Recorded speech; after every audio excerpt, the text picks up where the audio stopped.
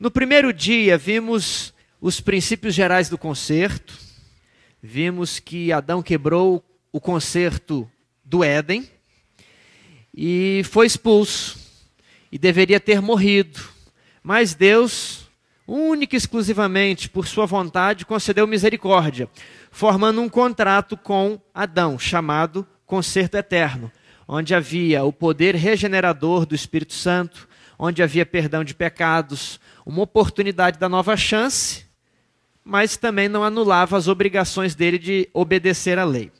Ontem nós vimos mais detalhadamente a expansão desse conceito do concerto eterno, que foi renovado com vários patriarcas, e depois João Batista, ele veio ali para preparar o caminho para Cristo, que veio para ratificar, para assinar esse contrato. Mas, no Monte Sinai, foi feito também um outro contrato, chamado Contrato do Sinai. E ele foi ratificado mediante sangue de animais. E ele é chamado de a velha aliança. E o concerto eterno é chamado de nova aliança, porque foi ratificado depois. Estão lembrando? Nós também vimos que no concerto do Sinai não havia a cláusula de graça. O concerto do Sinai não fazia previsão de perdão de pecados, de nova chance de misericórdia. Ele era como o concerto do Éden. No dia em que você errar, você está condenado à morte eterna. Mas se você cumprir tudo, você tem direito à vida eterna pelos seus méritos. Ok? E foi Deus que propôs assim. Hoje nós vamos ver que esse concerto do Sinai chega a um fim. O fim do concerto do Sinai. Vamos ver o defeito da velha aliança e qual era a necessidade da sua revogação. Então, ainda nos dias de Israel, o profeta Jeremias, que viveu debaixo da lei de Moisés, debaixo da velha aliança, inspirado por Deus, ele fez uma promessa ao povo de Israel. Que promessa era essa? Jeremias 31, verso 31 a 34. Eis aí vem dias, diz o Senhor, e firmarei nova aliança. Nova aliança, vamos ler devagar o texto. Uma nova aliança com a casa de Israel e com a casa de Judá. Não conforme a aliança que fiz com seus pais, no dia em que os tomei pela mão para os tirar da terra do Egito. Então, essa nova aliança seria igual à velha? Claramente o texto declara. Por que eu estou ressaltando isso? Vocês vão ver muita gente dizendo que as duas eram iguais. Mas a Bíblia diz, não eram iguais. Não conforme, não da mesma maneira, não semelhante. Vai ser uma nova aliança. Por quê? Porquanto eles anularam a minha aliança, obstante eu os haver desposado, diz o Senhor. Por que Israel anulou a aliança de Deus? Aquela aliança tinha graça? Tinha regeneração? Tinha perdão? Não. Então, uma vez que o camarada errou, acabou para ele a aliança, né? Se ele errou com 15 anos, vamos pensar assim, condenado à morte eterna. A aliança tem algum propósito? Não.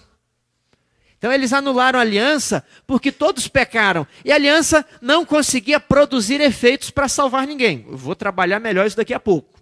Só estamos explicando fragmentos do texto. Agora falando da nova aliança. Porque esta é a aliança que firmarei com a casa de Israel. Depois daqueles dias, diz o Senhor, na mente lhes imprimirei as minhas leis. Antes a lei era impressa onde? Em tábuas de pedra e em um livro, que era uma lei escrita. Mas agora Deus vai falar, nessa nova aliança não vai ter livro. Eu vou imprimir as minhas leis aonde? Na mente. Também no coração lhes inscreverei, e serei o seu Deus, e eles serão o meu povo. Verso 34. Pois perdoarei as suas iniquidades, os dos seus pecados jamais me lembrarei. Quem gosta de português, amém. Quem gosta de português, entende que quando você fala, olha, eu não vou fazer igual eu fiz com esse livro preto, porque aquele livro eu vou pintar de vermelho.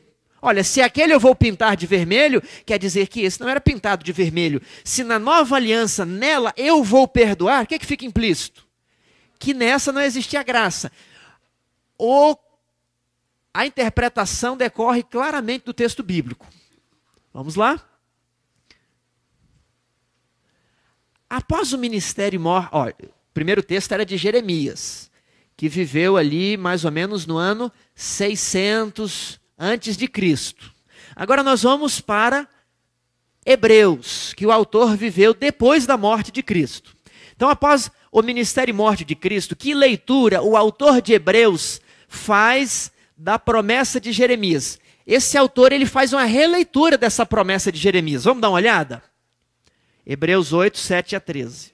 Porque se aquela primeira aliança tivesse sido sem defeito, de maneira alguma estaria sendo buscado lugar para a segunda. E agora, ele como prova de que a primeira aliança tinha defeito, o que ele faz? Ele está pregando. Quando eu falo alguma coisa, para provar o que eu estou falando, o que eu faço? Abro a Bíblia. Então o autor de Hebreus, ele está pregando, para provar ele abre a Bíblia e mostra lá Jeremias, o mesmo texto. Eis aí vem dias, diz o Senhor, e firmarei nova aliança com a casa de Israel e com a casa de Judá. Não segundo a aliança que fiz com seus pais, no dia em que os tomei pela mão para os conduzir até fora da terra do Egito. Pois eles não continuaram na minha aliança e eu não atentei para eles, diz o Senhor. Porque esta é a aliança que firmarei com a casa de Israel. Verso 10. Depois daqueles dias, diz o Senhor, nas suas mentes imprimirei as minhas leis, também sobre os seus corações as inscreverei. Eu serei o seu Deus e eles serão meu povo. Pois para com as suas iniquidades usarei de misericórdia e dos seus pecados jamais me lembrarei. Agora ele faz uma conclusão, depois de ler o texto. Qual a conclusão? Quando ele diz nova, quando Jeremias diz nova, ele está tornando antiquada a primeira. Ora, aquilo que se torna antiquado e envelhecido está prestes a desaparecer. Então o autor ali na era cristã está falando, olha, a antiga aliança está sumindo, ela está caducando, ela está envelhecida, prestes a desaparecer. O que Paulo, então, acredita ter acontecido ao concerto do Sinai, depois do ministério de Jesus? Efésios 2, 12 a 15. Naquele tempo, Paulo está falando para os gentios. Vós, gentios, os gregos, ali de Efésios, estáveis sem Cristo, separados da comunidade de Israel e estranhos às alianças da promessa. Vamos pensar. O concerto do Sinai foi feito com quem? Com o povo de Israel apenas. O concerto eterno foi feito com quem? A aliança da promessa. Com toda a humanidade. Mas os gentios não participavam da comunidade de Israel e eles também eram estranhos, não conheciam a verdade da promessa feita a Abraão. Então, naquele tempo, né, Paulo está falando antes da conversão de vocês. Mas agora, verso 13, em Cristo Jesus, vós que antes estáveis longe, fostes aproximados pelo sangue de Cristo. Verso 14. O qual de ambos, quem são esses ambos? Quem é ambos? Judeus e gentios, fez um. E tendo derrubado a parede de separação que estava no meio, a inimizade, verso 15, aboliu na sua carne a lei dos mandamentos na forma de ordenanças, para que dos dois criasse em si mesmo um novo homem, fazendo a paz. Então, qual era a parede de separação? A antiga aliança. Muito bem, irmã. A antiga aliança. Por que era a parede de separação?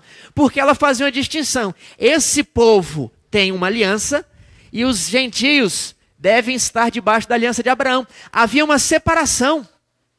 E agora, quando Cristo vem, ele aboliu a antiga aliança, de modo que não há mais a separação. Por isso que Paulo lá em Gálatas fala, pois todos quantos fostes batizados em Cristo, de Cristo vos revestistes, de modo que não pode haver judeu nem grego, nem escravo nem liberto, nem homem nem mulher, pois todos vós sois um em Cristo.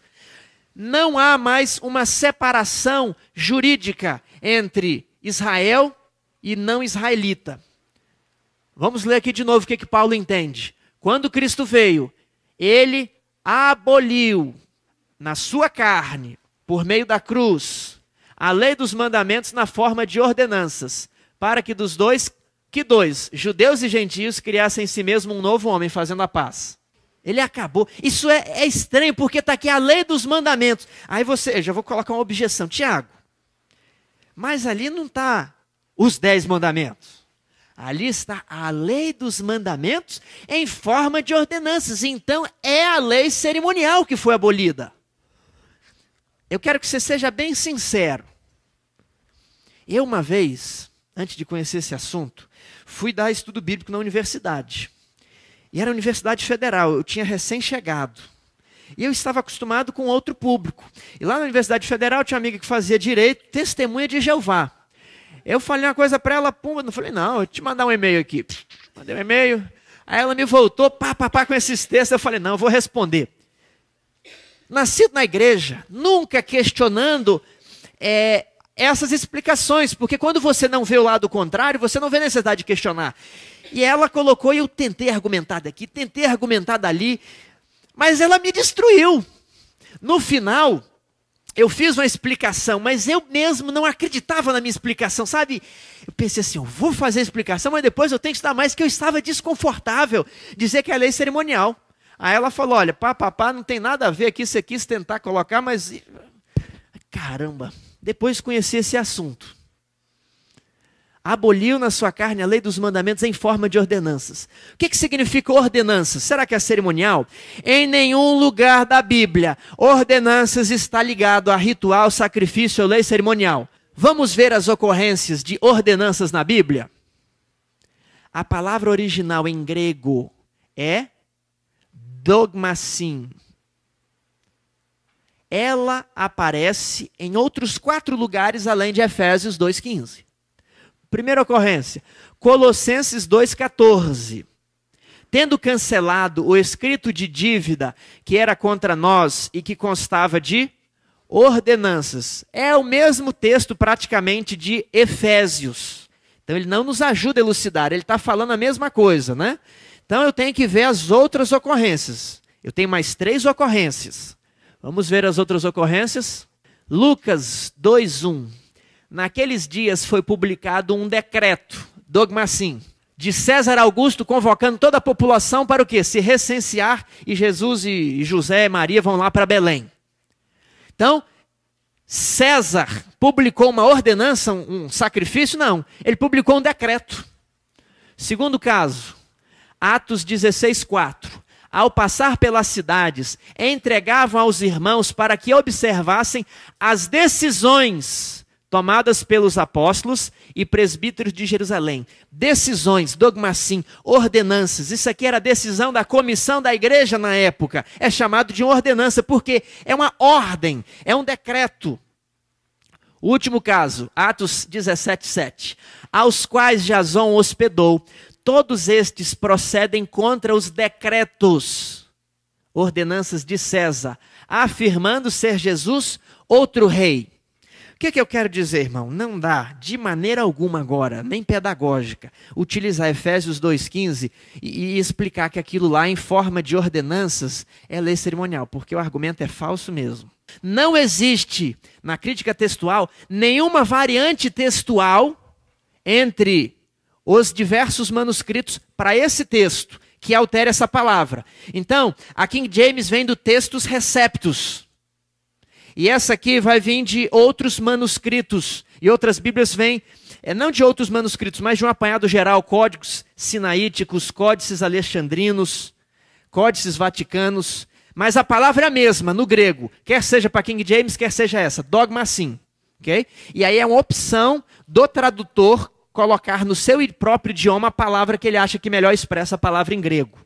Então, nós vimos no primeiro estudo que Deus proíbe o uso de argumentos falsos. Não podemos mais usar Efésios 2,15 dizendo que é lei cerimonial, porque você não tem provas. Ordenanças vêm de ordem. Como os personagens do Novo Testamento anunciaram a transição entre o Velho e o Novo Concerto? Olha, nós vimos aqui que Jeremias fez uma promessa de que seria feita uma nova aliança diferente da antiga. O autor de Hebreus fala, que se a primeira aliança tivesse sido sem defeito, não se estaria sendo buscado lugar para uma segunda. Então, Jesus confirmou a nova aliança porque a do Sinai tinha defeito. E Paulo falou, porque que ela tem defeito, ela foi abolida. É isso que nós estamos estudando. Será agora que os autores do Novo Testamento confirmam essa transição de sistemas? Será? Jesus, Lucas 16:16.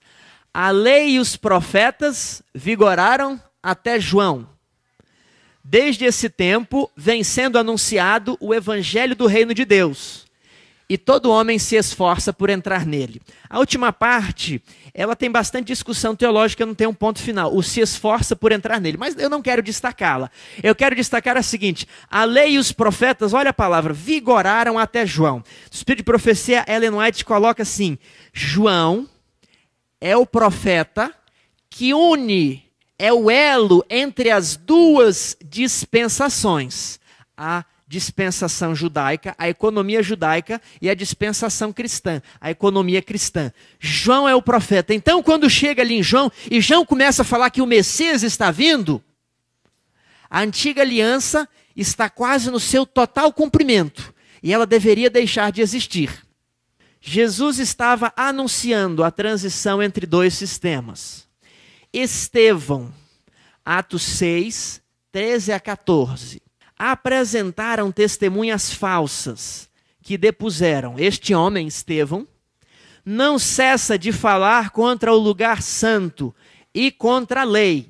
Olha o que eles falavam que Estevão pregava. Contra o lugar santo, o que era o lugar santo? O templo. E contra a lei. Vamos pensar que você fosse um cristão do primeiro século. Jesus falou que quando ele morresse, os sacrifícios deixariam de existir. E você dentro lá de um país fala, olha, os sacrifícios não mais existem, para um povo que não aceitou Jesus. O que um judeu vai pensar? Esse cara está falando contra o lugar santo. Está de brincadeira. Ele está falando contra a lei de Moisés mandou sacrificar. Porque temos ouvido dizer que esse Jesus, o Nazareno, destruirá esse lugar. E mudará os costumes que Moisés nos deu. Olha o que eles estão falando de Estevão. Vamos ver agora o julgamento de Paulo. Atos 21, 27 a 28. Os judeus vindos da Ásia, tendo visto Paulo no templo, alvoroçaram todo o povo e o agarraram, gritando, israelitas, socorro! Este é o homem que por toda parte ensina todos a ser contra o povo, contra a lei e contra este lugar. O que Paulo falou ali, ó? Não existe mais judeu, nem grego, olha, contra o povo. Vocês não precisam se circuncidar, vocês não precisam guardar dias, festas, meses, não precisa mais disso. Contra a lei, contra este lugar. Tiago, mas isso aqui são testemunhas falsas. Será que a gente pode utilizar esses versos da Bíblia para provar que essas pessoas disseram isso? Olha, qual o meu argumento para dizer que nós podemos utilizar isso? Quando Jesus foi acusado, as testemunhas também eram falsas, não eram? E essas testemunhas falsificaram o depoimento de Jesus, mas elas não falsificaram as palavras. Elas falsificaram a interpretação. O que Jesus disse? Que ele destruiria este lugar, este templo, e em 3 dias reconstruiriam. Jesus estava falando o quê? Do corpo dele. Como que eles interpretaram? Do templo. Paulo e Estevão estavam falando de algo que nós entendemos. Um sistema terminou e outro é confirmado. Mas eles agora interpretam. Ele está falando contra o povo, contra o santuário, contra a lei de Moisés. Então eu entendo que nós podemos usar esses textos na mesma linha de que as testemunhas que acusaram a Cristo não modificaram as palavras de Cristo. Lá em Mateus 26, 60 e 61. E não acharam, apesar de terem apresentado muitas testemunhas falsas, mas afinal compareceram 2 afirmando, este disse, posso destruir o santuário de Deus e reedificá-lo em 3 dias. Vamos agora sobre textos de Paulo sobre a revogação da antiga aliança. Quero fazer agora um parênteses, antes de ler os textos de Paulo. Vocês lembram que as alianças são um pacote. Dentro de uma aliança eu tenho lei moral, os 10 mandamentos, eu tenho lei cerimonial, eu tenho leis de saúde, ok? No concerto do sinal tinha leis civis, só que não é essa terminologia que a Bíblia usa. A Bíblia usa o quê? Mandamentos, estatutos e juízos. Então aqui é o concerto de Abraão. Tem mandamentos no concerto de Abraão? Tem estatutos aqui, que é o detalhamento dos mandamentos? Tem juízos? Tem. Detalhamento dos 10 mandamentos? Tem. Agora isso aqui é o pacote da lei de Moisés. Tem mandamentos aqui? Tem. Tem estatutos? Tem juízos? Tem leis de saúde? Tem lei cerimonial aqui? Tem.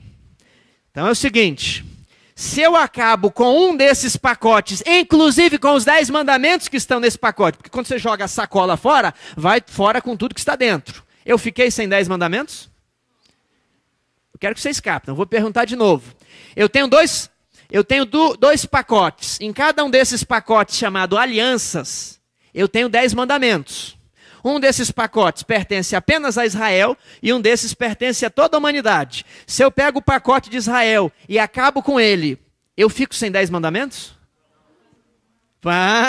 Porque eu tenho 10 mandamentos aqui na nova aliança que foi feito antes de Israel, antes de Moisés, antes de ter existido qualquer judeu, e foi feito com toda a humanidade. Então, quando eu leio esse texto de Paulo, na maneira que ele escreveu, de que Deus acabou com a antiga aliança, eu não prejudico em nada os 10 mandamentos. Eu não prejudico em nada o sábado.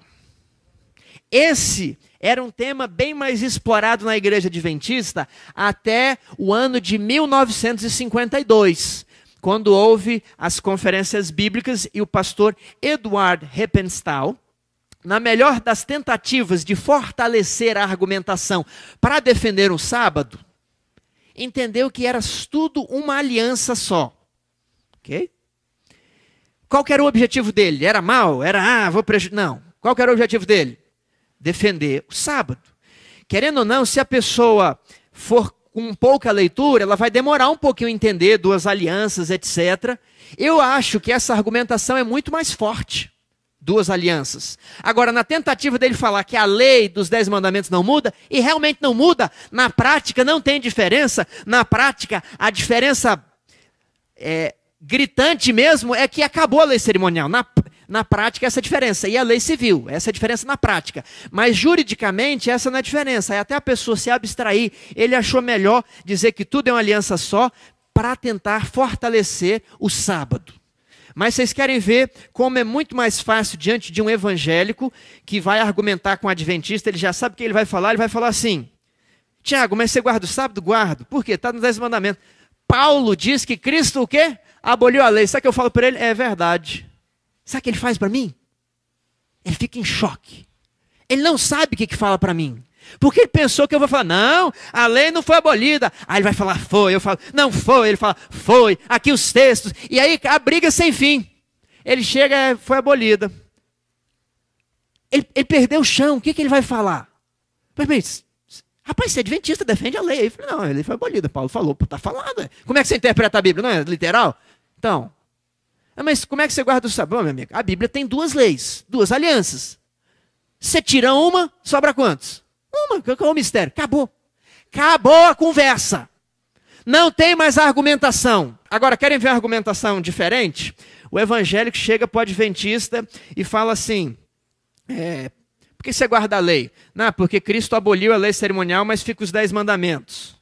Tá, mas se ele aboliu a lei cerimonial, por que você não come carne de porco? Não, vejamos bem.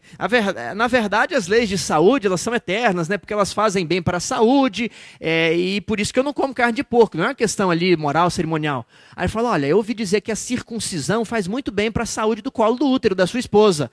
Aí no final a argumentação na verdade, só a graça salva. Fica uma discussão assim, você vai pela saúde, então se circuncida também. Os judeus têm uma pequena incidência de câncer de colo de útero. Vocês já devem ter ouvido falar disso. Ok? Vamos agora para os textos de Paulo. Agora que vocês já estão mais aliviados, que eu estou dizendo aqui. Romanos 10:4. Porque o fim da lei é Cristo, para a justiça de todo aquele que crê. Tiago, mas será que não é o fim de finalidade? Pode ser. Eu acho que são os dois. Cristo é a finalidade da lei, Cristo é o cumprimento da lei, mas Cristo também terminou com a lei de Moisés. E o contexto também me corrobora com a lei de Moisés, porque ali ele está falando, lá em Romanos 11, tem ali a oliveira brava, um é cortado, o ramo natural, o outro é enxertado. Ele está trabalhando da temática de dois povos, das duas dispensações ali. 2 Coríntios 3, 13 a 15. E não somos como Moisés, que punha véu sobre a face, para que os filhos de Israel não atentassem na terminação do que se desvanecia. Mas os sentidos deles se embotaram, pois até o dia de hoje, quando fazem a leitura da antiga aliança, o mesmo véu permanece, não lhes sendo revelado que em Cristo é removido. Cristo removeu o pacote inteiro da antiga aliança. Mas até hoje, quando é lido Moisés, o véu está sobre o coração deles. Inclusive hoje, no ano de 2015. Mais textos, Gálatas 3, 23 a 25. Mas antes que viesse a fé, estávamos sob a tutela da lei. Como eu mostrei ontem, é a lei de Moisés. E nela encerrados para essa fé que de futuro haveria de revelar-se. De maneira que a lei nos serviu de aio para nos conduzir a Cristo, a fim de que fôssemos justificados por fé. Mas, tendo vindo a fé, já não permanecemos subordinados ao aio. Israel não tinha capacidade de lidar com Deus de maneira espiritual, um relacionamento por princípios, porque eles eram crianças espirituais, eles eram verdadeiros animais. Deus precisou escrever tudinho para eles, para que eles não se desviassem nem para a direita, nem para a esquerda. Então, a lei foi ali protegendo como um escravo que nas famílias gregas protegia o filho até no caminho da escola, dava varada. Mas uma vez que o filho atinge a maioridade, ele já não precisa do escravo. Então pode-se acabar com a antiga aliança. Hebreus 7, 12 e 18. Pois quando se muda o sacerdócio, necessariamente há também mudança de lei. Então, a lei de Moisés constituiu sacerdotes, homens segundo a carne, descendentes de Arão e pessoas da tribo de Levi. Esse era o sacerdócio. E ele diz que se Jesus fosse aqui na terra, nem mesmo sacerdote poderia ser, porque era da tribo de Judá, tribo a qual Moisés nunca constituiu sacerdotes. Mas hoje Jesus é o quê? Sacerdote. Então, quando você muda o sacerdócio, sai de Arão e vai para o sacerdócio segundo a ordem de Melquisedeque, que não teve início de dias, princípio de dias, nem fim de existência. Quando você muda o sacerdócio e Jesus Cristo é sacerdote segundo a ordem de Melquisedeque, você também muda a lei, porque Melquisedeque foi constituído sacerdote lá mediante a aliança de Abraão. E Arão foi constituído sacerdote mediante a lei de Moisés. Muda-se o sacerdócio, há necessariamente mudança de lei. Verso 18. Portanto, por um lado se revoga a anterior ordenança, mas aqui não é dogma assim. Concerto do Sinai, por causa de sua fraqueza e inutilidade. Por que ele era fraco e inútil? Pois a lei nunca aperfeiçoou coisa alguma. E por outro lado se introduz esperança superior, concerto eterno, pela qual nos chegamos a Deus. Por que a lei nunca aperfeiçoou coisa alguma? Não tinha regeneração do coração, não havia perdão dos pecados. Essa lei não tem como salvar. Vamos adiante? Vamos ver agora este gráfico. Essa linha azul é a vigência do concerto eterno, desde eras eternas e caminha para a eternidade. Então ele foi feito primeiramente com Adão, renovado a Noé, a Abraão. Depois vem o concerto do Sinai, que é ratificado no mesmo dia. E ele teve uma vigência até a cruz de Cristo. E ele era feito apenas com Israel. Na cruz de Cristo, ao ser ratificado o concerto eterno, o concerto do Sinai chega ao fim. Amanhã nós vamos ler um pouco mais de versos que provam aqui o início ou a confirmação do concerto eterno. Não falte amanhã. Cada palestra complementa a anterior. Por que o concerto do Sinai foi abolido? Hebreus 8, 6 e 7. Agora, com efeito, obteve Jesus ministério tanto mais excelente, quanto é ele também mediador de superiores promessas. Olha, ele é um mediador de uma promessa superior. Porque se aquela primeira aliança tivesse sido sem defeito, de maneira alguma estaria sendo buscado lugar para a segunda. Se a aliança de Moisés não tivesse defeito, Deus não buscaria confirmar o concerto eterno. Estava bom aquela. Tiago, mas se foi Deus que fez, Deus faz as coisas tudo perfeitas, não é?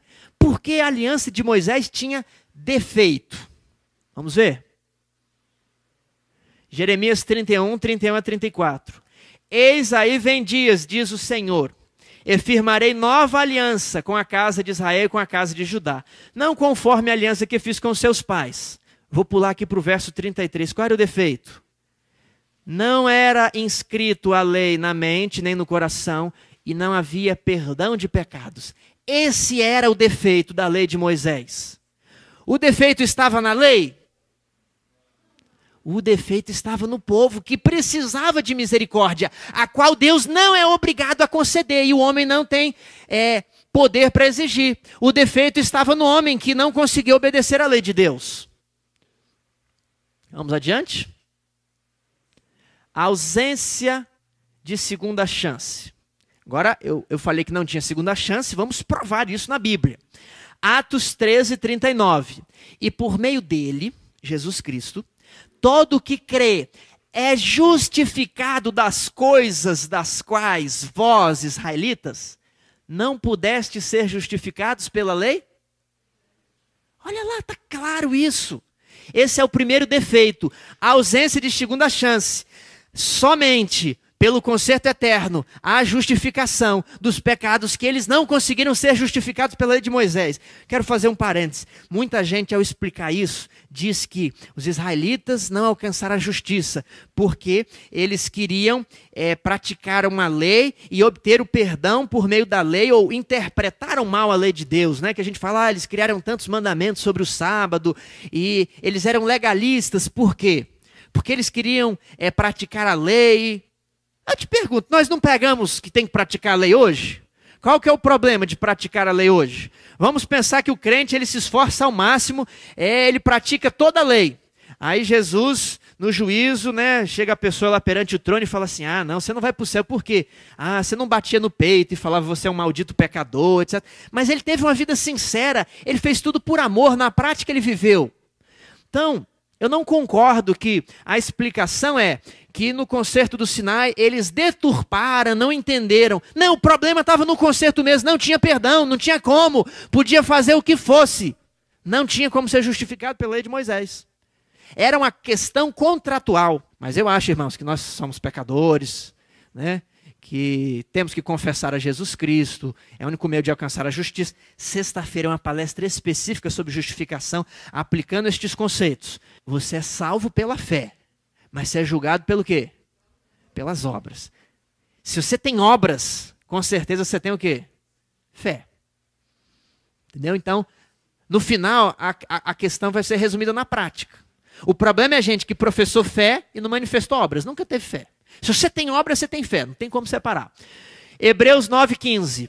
Por isso mesmo, ele é o mediador da nova aliança, a fim de que, intervindo a morte, para a remissão das transgressões que havia sob a primeira aliança, recebam a promessa da eterna herança àqueles que têm sido chamados. Não era uma questão que deturparam a lei de Moisés, que inventaram, não havia previsão de perdão na antiga aliança. Então, o primeiro defeito da antiga aliança era a ausência de segunda chance. Segundo defeito, incapacidade de regenerar o coração. Romanos 8,3. Porquanto, o que fora impossível à lei, no que estava enferma pela carne, carne de quem? O problema era do homem, que tem natureza pecaminosa, por isso não conseguia obedecer à lei. Isso fez Deus enviando seu próprio Filho. E aí na nova aliança há a promessa de que ele vai colocar a natureza divina dentro de você. Hebreus 7, 18, 19. Portanto, por um lado se revoga a anterior ordenança por causa da sua fraqueza e inutilidade, pois a lei nunca aperfeiçoou coisa alguma. E por outro lado se introduz esperança superior. Qual título Paulo deu ao concerto do Sinai por causa desse defeito? 2 Coríntios 3, 6 a 9. O qual Cristo nos habilitou para sermos ministros de uma nova aliança, não da letra, mas do Espírito. Porque a letra mata, mas o espírito vivifica. Tem uma denominação que usa bastante esse verso, dizendo que você não pode interpretar a Bíblia de maneira literal. Você tem que espiritualizar. E você pega, o que Deus quer me falar hoje, né? Aí a pessoa abre lá em Mateus, tendo dito isso, Judas pegou a corda e foi enforcar-se. Ah, vou espiritualizar aqui, né? Dessa maneira, não podemos interpretar a Bíblia assim.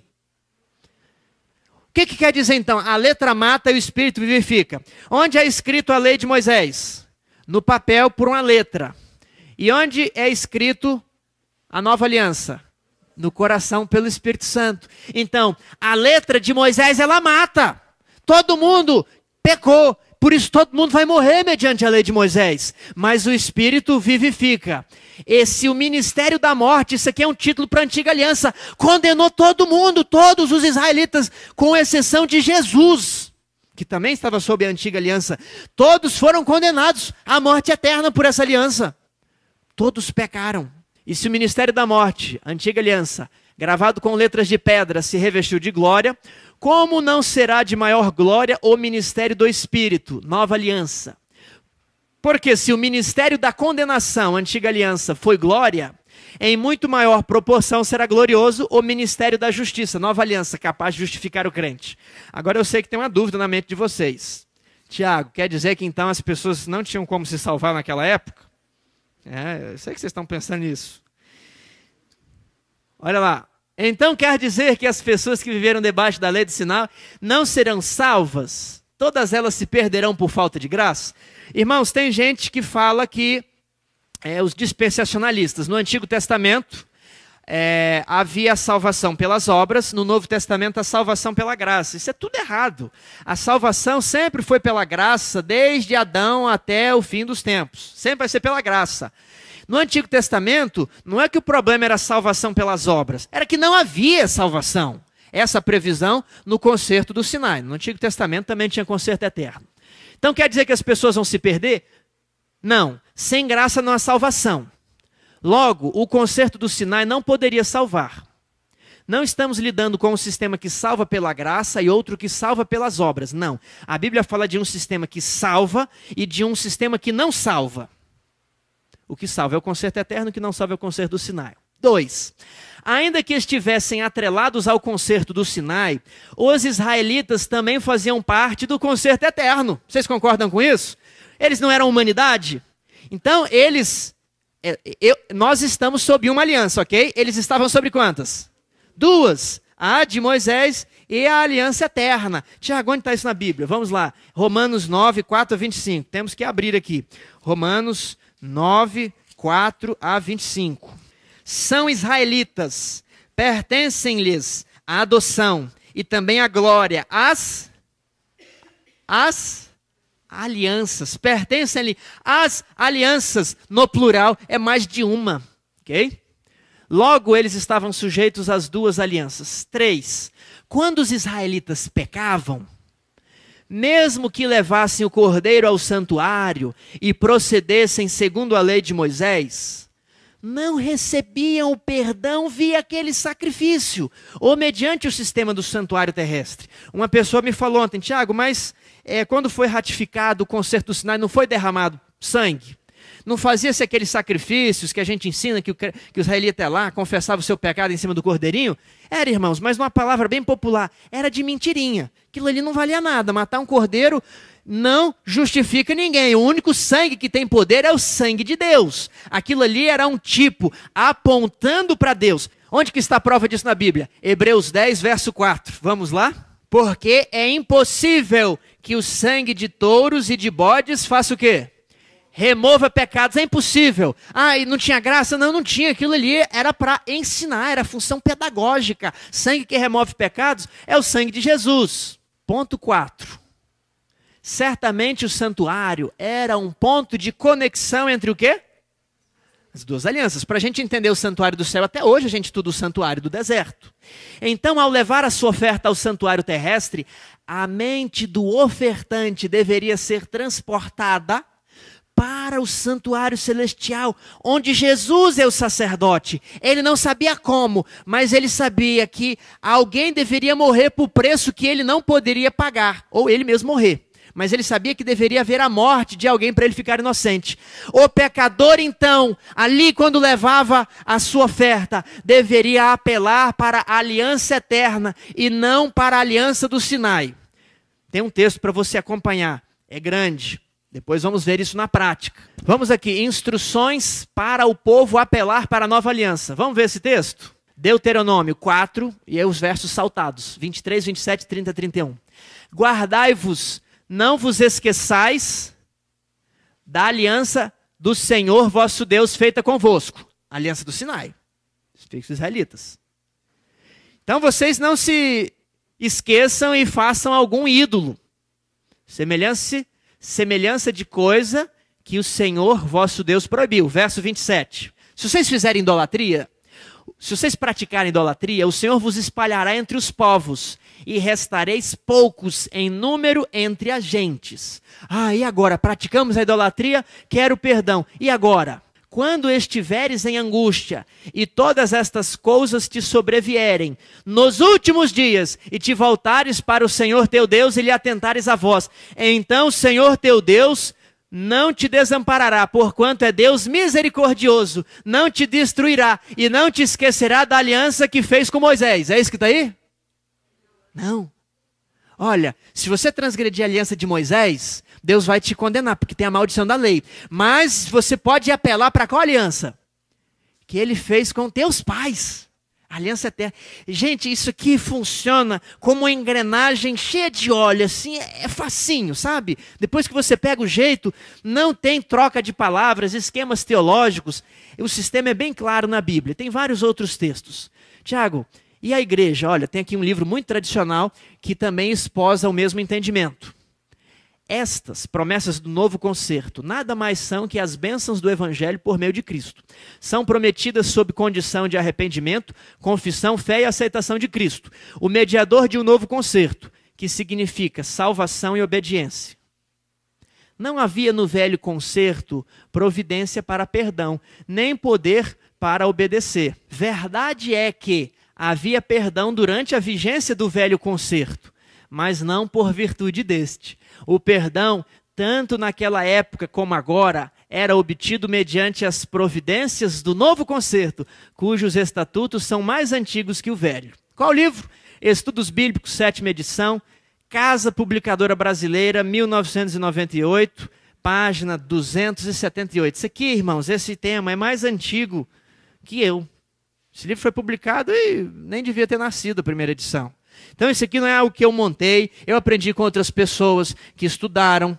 Agora isso aqui não é algo que está vindo para esse congresso. Isso é um tema antigo, mas cumpre-nos estudar a Bíblia. Nós muitas vezes gostamos de ler o Espírito de Profecia, mas lemos pouco a Bíblia. Sabe por quê?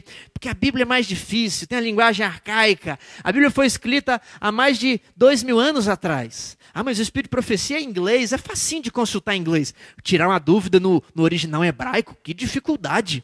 Não, mas no inglês é facinho. E ela escreveu nos nossos dias, num contexto bem mais próximo. Ali está mastigadinho. Nós gostamos muito de ler o Espírito de Profecia e ignoramos um estudo atento da Bíblia, detalhado, com aquelas passagens. Temos dificuldade de entender o Novo Testamento. Eu faço um apelo para passarmos a estudar mais o Novo Testamento.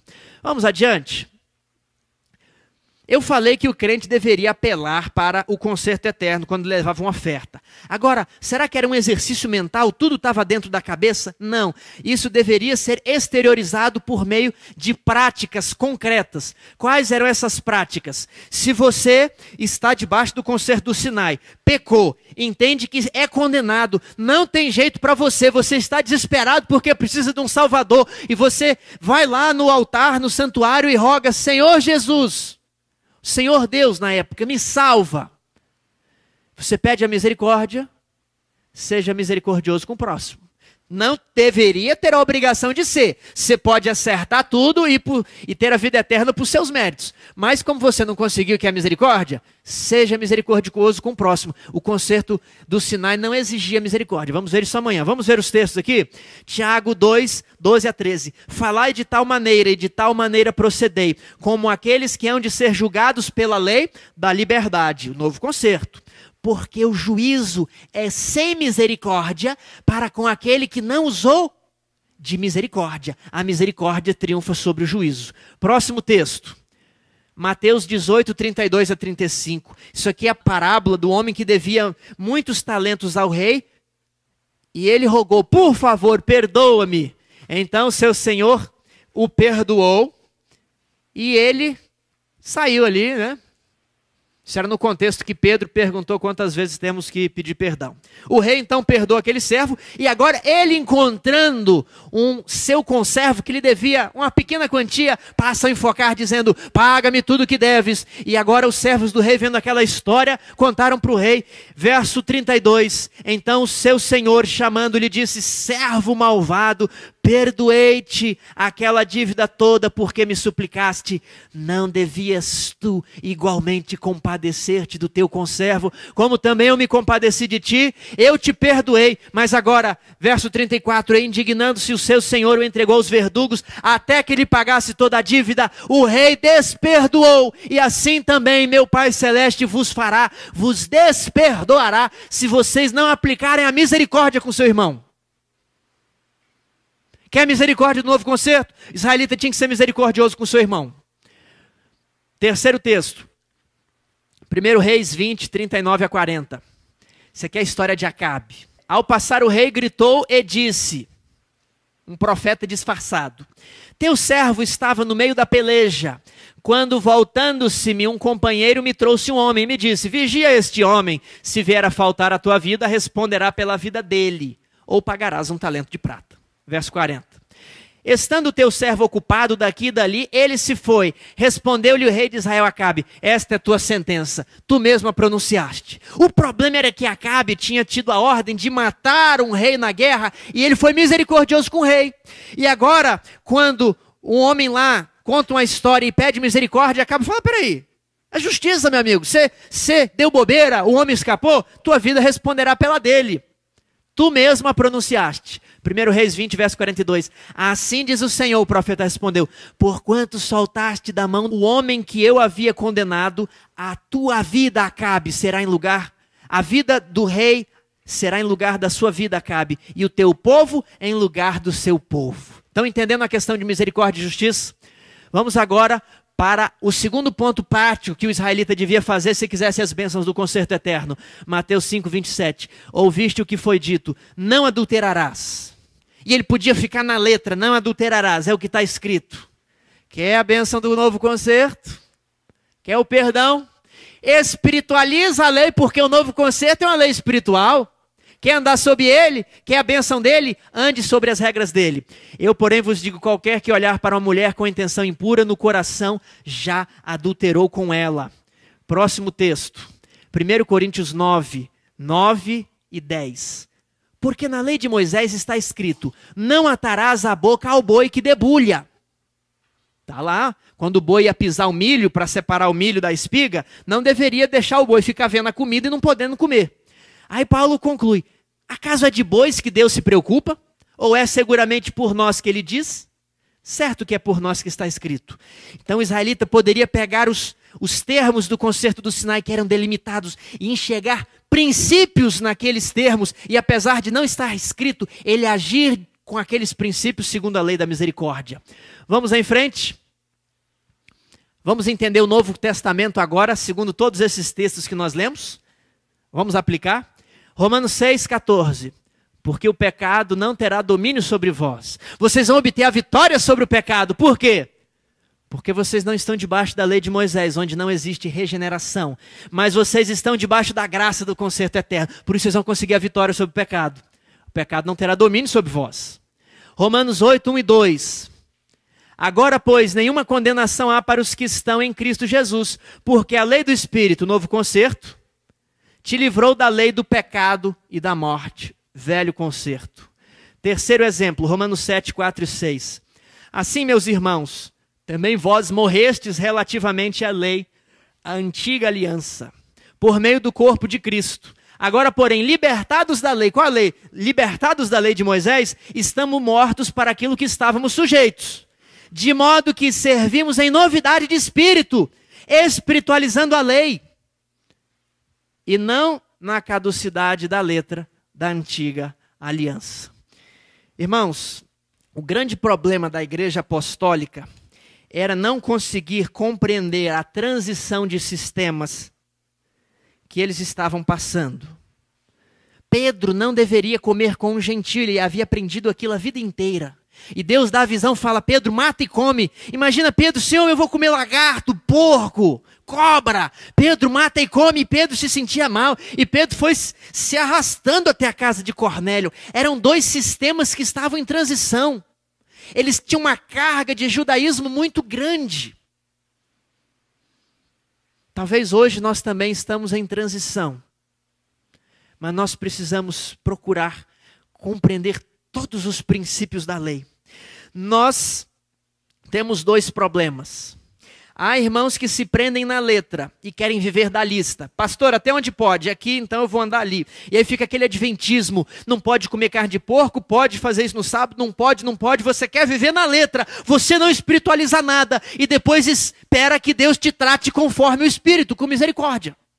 Outro problema, nós temos irmãos que querem viver demais no Espírito e relaxam todas as regras decorrentes dos princípios. E se tornam frouxos, perdem a sua identidade adventista e acabam utilizando o novo concerto para uma desculpa de não seguirem a expressa vontade de Deus. São problemas. Mas o maior problema que eu vejo na igreja e no povo de Deus hoje é a falta da misericórdia para com o próximo e a falta de espiritualizar a lei. Nós queremos a misericórdia de Deus. Pedimos a misericórdia, somos perdoados. Mas quando encontramos o nosso próximo, nós o sufocamos dizendo: paga-me tudo que deves. Sabe o que Deus entende? O mesmo que o rei entendeu. Sabe por que aquele homem sai da sala do rei e passa a cobrar as pessoas? Porque ele nunca aceitou o perdão do rei. E ele pensou: o rei me perdoou, mas eu vou pagar o rei. E vou começar cobrando todo mundo que me deve e já vou ter dinheiro para dar uma entrada. Não aceitou o perdão. E Deus desperdoa. Nós temos vivido cumprindo os requisitos básicos da lei, mas tem faltado misericórdia. Tem faltado interpretar as ações do próximo da melhor maneira possível. E vocês conhecem o que eu estou falando. Vocês conhecem a comunidade onde vocês vivem. Ele olhou para mim de maneira estranha. Eu estava fazendo louvor e ele não estava cantando. Passou comigo na rua, não buzinou, não me cumprimentou. Será que ele não estava apertado resolvendo um problema? Será que ele não te viu? Estava preocupado, nem te viu. E você procura interpretar da pior maneira possível. Não espiritualiza a lei, não é misericordioso. Deus não vai ser misericordioso com você, meu irmão. Esse é o pior problema nosso. As pequenas intrigas, as pequenas coisinhas.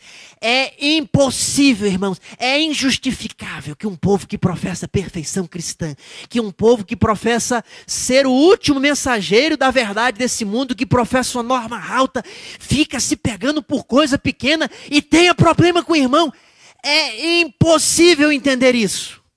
Isso já é injustificável para um cristão ter diferença. Se você quer o perdão de Deus, você precisa perdoar o seu próximo como Deus te perdoa. Deus perdoa e esquece. Mas eu não esqueço, mas tem que esquecer. Mas eu fico lembrando. Se você lembra, então você tem o dever de tratar o seu próximo como se nada houvesse acontecido, como você trata antes. Porque nós estamos acostumados a dizer: eu perdoo, mas não vai ser a mesma coisa. Deus vai te perdoar sim. Nós estamos querendo nos submeter a outra regra. Nós precisamos nos submeter ao concerto do Sinai. Perdoar e esquecer. Que Deus possa agir no seu coração.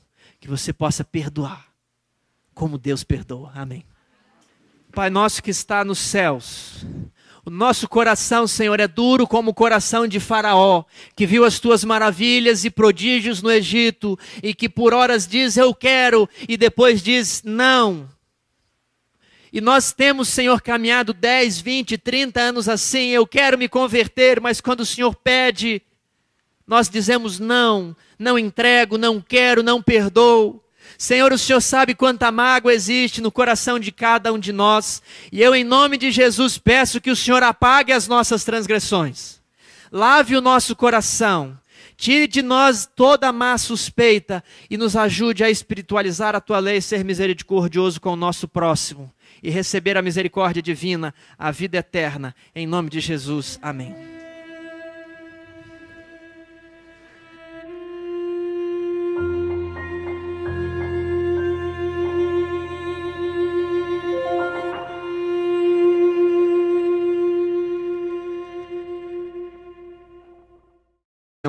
Verso 31 a 34.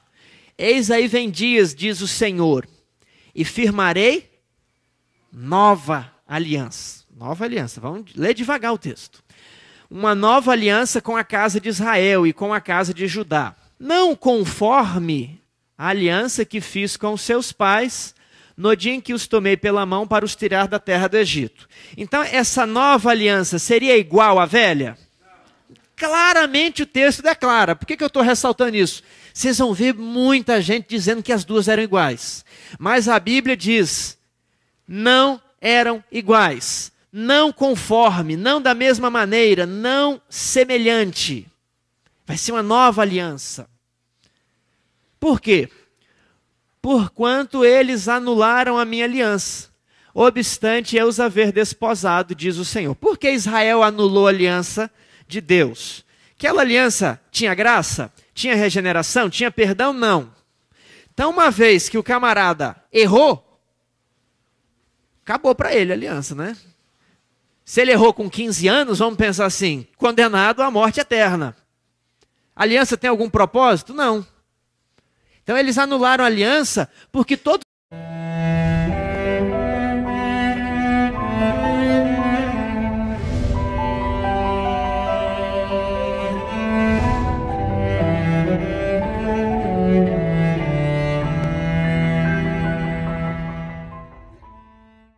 No primeiro dia, vimos os princípios gerais do concerto, vimos que Adão quebrou o concerto do Éden e foi expulso, e deveria ter morrido, mas Deus, única e exclusivamente por sua vontade, concedeu misericórdia, formando um contrato com Adão, chamado concerto eterno, onde havia o poder regenerador do Espírito Santo, onde havia perdão de pecados, uma oportunidade da nova chance, mas também não anulava as obrigações dele de obedecer à lei. Ontem nós vimos mais detalhadamente a expansão desse conceito do concerto eterno, que foi renovado com vários patriarcas, e depois João Batista, ele veio ali para preparar o caminho para Cristo, que veio para ratificar, para assinar esse contrato. Mas, no Monte Sinai, foi feito também um outro contrato, chamado Contrato do Sinai. E ele foi ratificado mediante sangue de animais. E ele é chamado de a velha aliança. E o concerto eterno é chamado de nova aliança, porque foi ratificado depois. Estão lembrando? Nós também vimos que no concerto do Sinai não havia a cláusula de graça. O concerto do Sinai não fazia previsão de perdão de pecados, de nova chance de misericórdia. Ele era como o concerto do Éden. No dia em que você errar, você está condenado à morte eterna. Mas se você cumprir tudo, você tem direito à vida eterna pelos seus méritos. Ok? E foi Deus que propôs assim. Hoje nós vamos ver que esse concerto do Sinai chega a um fim. O fim do concerto do Sinai. Vamos ver o defeito da velha aliança e qual era a necessidade da sua revogação. Então, ainda nos dias de Israel, o profeta Jeremias, que viveu debaixo da lei de Moisés, debaixo da velha aliança, inspirado por Deus, ele fez uma promessa ao povo de Israel. Que promessa era essa? Jeremias 31. Após o ministério o primeiro texto era de Jeremias, que viveu ali mais ou menos no ano 600 antes de Cristo. Agora nós vamos para Hebreus, que o autor viveu depois da morte de Cristo. Então, após o ministério e morte de Cristo, que leitura o autor de Hebreus faz da promessa de Jeremias? Esse autor ele faz uma releitura dessa promessa de Jeremias. Vamos dar uma olhada? Hebreus 8, 7 a 13. Porque se aquela primeira aliança tivesse sido sem defeito, de maneira alguma estaria sendo buscado lugar para a segunda. E agora, ele como prova de que a primeira aliança tinha defeito, o que ele faz? Ele está pregando. Quando eu falo alguma coisa, para provar o que eu estou falando, o que eu faço? Abro a Bíblia.